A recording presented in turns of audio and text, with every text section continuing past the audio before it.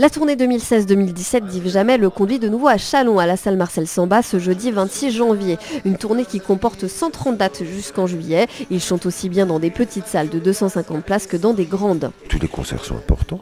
Moi j'aime bien jouer en province, beaucoup.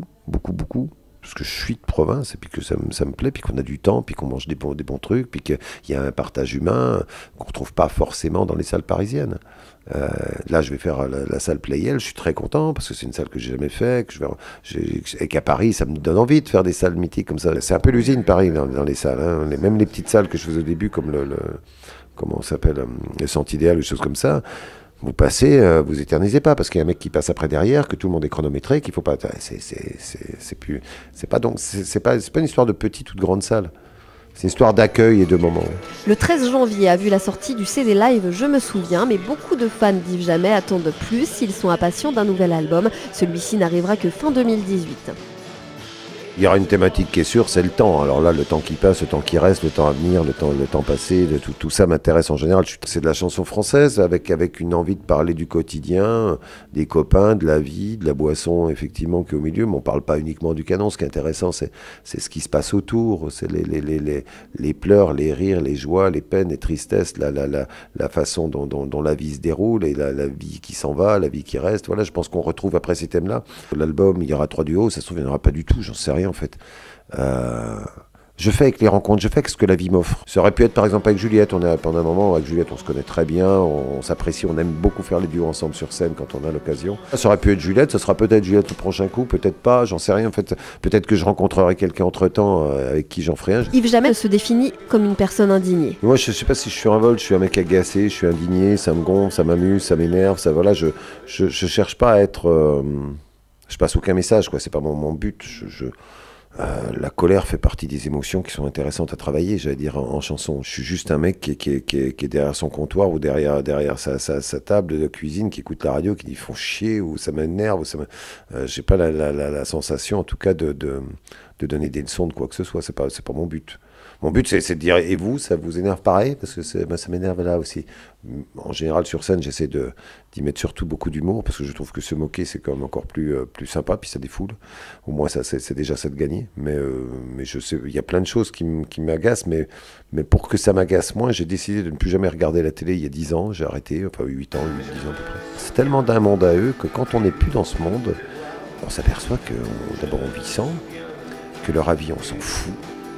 Que les commentaires qui commentent les commentaires, je m'en tape. Que la télé qui se regarde, ça me gonfle, j'en ai rien, j'ai autre chose à foutre, quoi. Yves Jamel n'est pas non plus un chanteur engagé politiquement, mais un enfant de Charlie, c'est sûr. C'est Charlie avant qu'il y ait ce « Je suis Charlie ».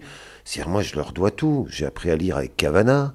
J'ai appris le second degré avec Coluche, avec Cabu, j'ai appris, ces gens-là m'ont appris plein de choses. Moi, j'ai eu ma larme quand j'ai vu ça, mais c'était pas la larme de dire oh les méchants. Je déplore que malgré l'existence de ces gens-là, le monde n'ait pas changé. C'est là où c'est difficile. C'est pour ça que je me garde bien de dire que ce que je dis puisse avoir une importance quelconque. J'étais pas Charlie parce que d'un seul coup, tout le monde devenait Charlie. Bien sûr, le symbole est joli, mais ça reste un symbole. Hein. Puis cette joliesse, on l'oublie vite. Sa vie musicale, après une vie professionnelle en cuisine ou encore chez Urgo à Dijon, commence tardivement à sa quarantaine. Elle est marquée et vitalisée par de belles rencontres comme celle avec Jean-Louis Foulquier qui le lance. Jean-Louis, j'en parle sur scène, donc voilà, j'ai eu la chance de partager des jolis moments avec Jean-Louis, il m'a effectivement été très bienveillant avec moi. C'était un peu une épaule, quelqu'un plus que moi j'avais écouté autrefois, et c'est très émouvant d'avoir... et j'ai passé 15 jours de vacances avec lui, avec ma famille, à l'île de Ré. Il était noctambule et moi insomniaque, ce qui fait qu'on a beaucoup causé. C'est Jean-Louis qui lui présente Patrick Sébastien, qui devient son producteur pendant 4 ans. Patrick, il ment pas ce qu'il est. Il passe pour un gros beauf, mais il s'en fout d'abord totalement. Et puis là, il ment pas. Ce qu'il est, ce qu'on voit, c'est ce qu'il est. Il n'est pas en train de jouer des rôles quand il passe à la télé. On ne peut évoquer les soutiens importants d'Yves Jamel sans citer François Béranger, Yves Tachant, Jean Guidoni, Romain Didier, Anne Sylvestre et bien sûr Alain Lepret. Alain, c'était quelqu'un à discuter, c'était un moment de friandise, ce moment de discussion, c'est une perle. Et puis en plus, moi, de la même façon qu'avec Jean-Louis Foulquier, avec Alain, on parlait de chansons.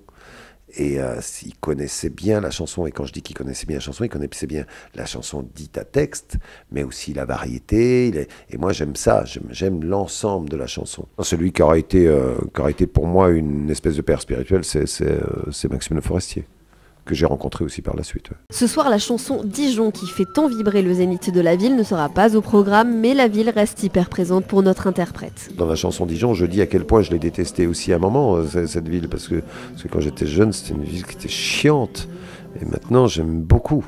Mais je suis plus jeune. Non, mais elle a changé aussi, puis elle se meut, puis voilà, mais j'aime parce que j'y ai mes racines, mais pas dans le sens imbécile heureux qui est né quelque part. J'ai mes amis, j'ai ma famille, j'ai mes proches, voilà, je m'y sens bien pour ça. Le climat m'emmerde pas, je m'en fous, je rentre chez moi, je suis apaisé, voilà, c'est aussi ça qui est intéressant. Les concerts d'Yves Jamais, ce sont bien sûr de la chanson à texte, de la présence scénique et une discussion, des histoires avec la salle, une vraie rencontre avec le public. Cette rencontre, Yves Jamais l'anticipe l'après-midi par une dédicace avec ses admirateurs à l'espace culturel du Leclerc-Chalon, et ce pour la 4e fois. Un rendez-vous habituel donc, des fans qui souvent ne viennent pas les mains vides. J'aime bien Yves Jamais, il est super gentil, il est abordable, j'adore ses chansons. Ça fait déjà 4 fois qu'on vient à ses concerts quand il est dans le coin. Donc là, le dernier en date, c'était au mois de septembre dernier pour la Bilbao. Impeccable. Il y en a certaines de chansons où on va se dire, celle-là, elle est faite pour moi, quoi. Et c'est vraiment génial. À la base, c'est pour ma compagne, mais c'est aussi pour moi, puisque il y a une dizaine d'années, je lui ai fait une surprise. Je l'ai emmené à un concert de Yves qui n'était pas du tout prévu. Et j'ai craqué, voilà, j'ai adoré. Au niveau des chansons, je dirais que ce qui tranche par rapport à ce qu'on entend à la radio habituellement, aujourd'hui c'est beaucoup d'interprètes qui n'écrivent pas forcément les chansons, et les chansons pourraient être chantées par n'importe qui. Là, lui les écrit, donc forcément, il y a son style, il y a sa vie dedans, c'est très personnel. Et c'est quelqu'un qui est très simple, très abordable. Au niveau de la musique, qu'est-ce que je pourrais dire, voilà, c'est un écorché vif, je ne sais pas quoi dire de plus, c'est vraiment... J'adore. J'aime son côté humaniste, j'aime bien ses chansons. Comme dans sa première partie, Yves Jamais donne sa chance à une jeune chanteuse, la dijonnaise Lou Di Franco.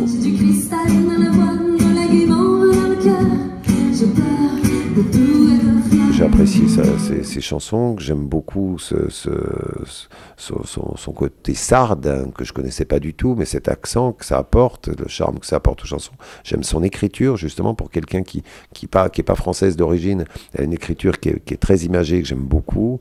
Il y a un charme dans ses chansons. Manipule-moi avec soin. Elle arrive sur scène, le sourire est là, quand elle parle, le sourire est sur le visage des gens, c'est ce qui me plaît. Elle respecte la scène et les gens, j'aime ça.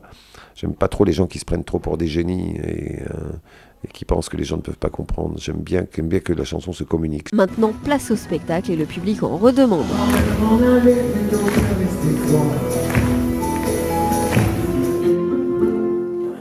C'est pas le bleu cyan du myosotis. C'est pas le bleu profond des abysses, c'est un bleu qui est pas bien fleur bleue. Tu vois le bleu de Béthilène ou celui des yeux de Marlène.